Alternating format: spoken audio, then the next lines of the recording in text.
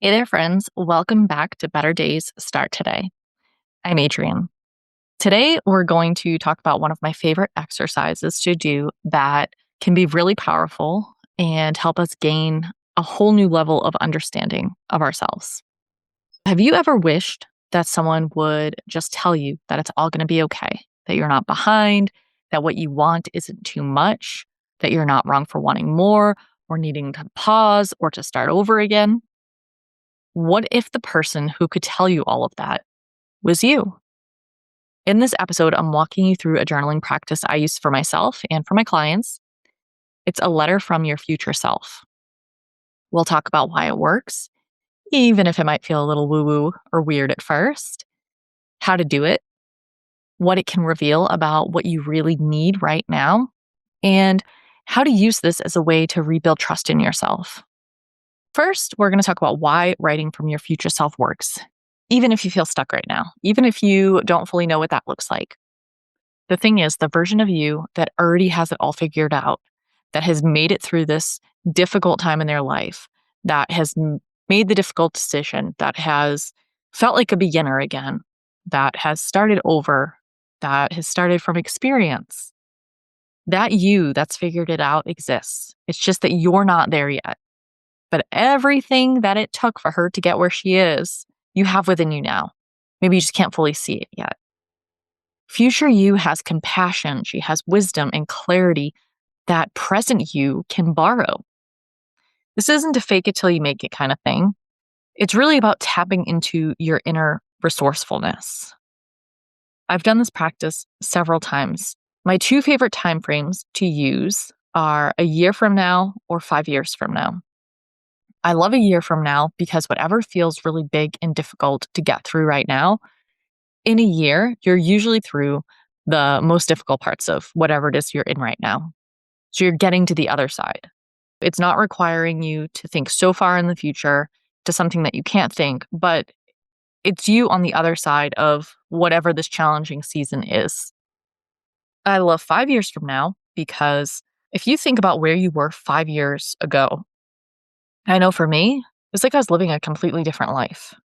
I lived in a different state. I was in my career in law enforcement. Like so much about my life was different. Now, 5 years from then, I'm living the things that I wanted to live. I have my own business. I started coaching. I've got a podcast. Like all of these things I wanted, I'm now doing. I live in a different state. My life looks completely different. So I like that time frame because we often underestimate what we can do with that much time.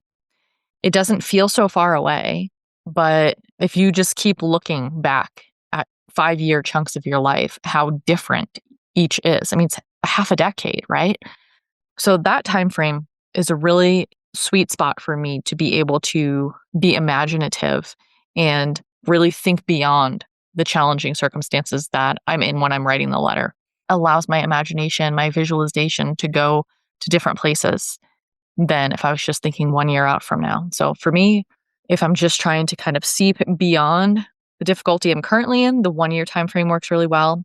If I'm looking to kind of vision cast a bit further out and really lean into the me that's living the next best version of my life, the next dream version of my life, then I tend to write it from the 5 year away version of me.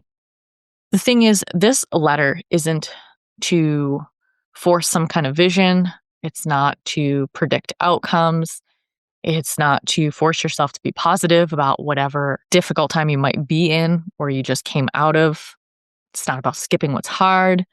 I feel like the point of this is you're writing from a really hopeful place. And you can get imaginative. You can think absolute best case scenario, but it's really leaning into the belief that you're going to evolve as a person. You're not going to stay the version of you right now that is going through whatever you're going through. And so by writing this letter from the perspective of you that has already gone through everything that you're in right now, that's believing in your evolution. That's believing that you're going to get to that point. When you're writing this and you take on that perspective, the perspective of future you may cry. You may feel resistance. You may feel silly. A lot might come up, and all of it's okay. You don't have to force it. You can sit down, see what comes up. If it's not really working out, you can step away from it, try again another time. But I do recommend that you try it because I think it will give you a different perspective about where you are right now. So you can set aside some time. I would recommend at least 10 to 15 minutes. When I write, I tend to give it up to at least a half hour. But if 10 to 15 minutes is all you got, let that be enough. But set aside some time for yourself. First thing you want to do is choose that time frame. Is it you 6 years from now, 1 year from now, 5 years from now, 10 years from now, whatever feels helpful? Just choose a time frame. And maybe you sit down, you do some deep breathing, you close your eyes, and you just let it rise up. The you in this period of time from now. Let your intuition guide you. Trust what comes up. If you have an inkling for whatever amount of time, just go with it. Now imagine the setting. Where are you? What's around you? Who's with you? What are you doing? What does your day look like? Just imagine. Close your eyes, see what comes up. Don't force anything. You may get flashes of things. You may have a bit of a visualization. You may just have a knowing. Just trust whatever comes up. Just close your eyes and see what comes up. Follow it. And then let your future self speak. She's going to tell you what you need to know right now. Give her that autonomy, that full voice. Whatever she wants to say. Maybe she's encouraging. Maybe she challenges you. Maybe she tells you the hard truth about what you need to know about getting into action right now. Maybe she just has compassion because she can remember how difficult it felt to be in the spot that you're in right now. Just let her speak. Write it all down. She shares any details about her life, about where you might be going. Absolutely write those down as well. But just let her have a voice. And when you close the letter, close it with warmth. Sign it however feels right. With love, you've got this. Whatever future you needs to say to you, whatever you need to hear right now, close the letter with warmth. In addition to doing this for at least 10 to 15 minutes, again, maybe setting up to an hour's time, I want you to write this by hand if at all possible. When you write by hand, it's more of a sensory experience. You're holding the pen to paper. You can hear the pen moving across the paper. You can feel it in your hand. You can sometimes smell the ink. There are so many studies about the benefits of writing by hand, especially when you're journaling. So if you can, write it by hand. Once you've written your letter from your future self, don't stop there. This is where the insight can go even deeper. One thing you can try is you can put your letter into ChatGPT. And you don't have to type it out. You can actually just take a picture and upload the picture right into ChatGPT and ask it for reflections. Ask it to help you uncover things that you may not consciously see yet. Ask it to give you the deeper meaning of what is in the letter. You can use this as a prompt. Act as a compassionate thinking partner. I'm sharing a letter I wrote from the perspective of my future self. Please reflect on the tone, themes, values, and emotional needs present in the letter. What might this tell me about what matters most to me right now and what I may be craving or avoiding? You can ask some follow-up questions. ChatGPT gives you an answer. What strengths or values are revealed in this letter? What does this say about what I want to believe is possible? What does my future self seem to need me to hear most right now? Get into dialogue. See what comes up.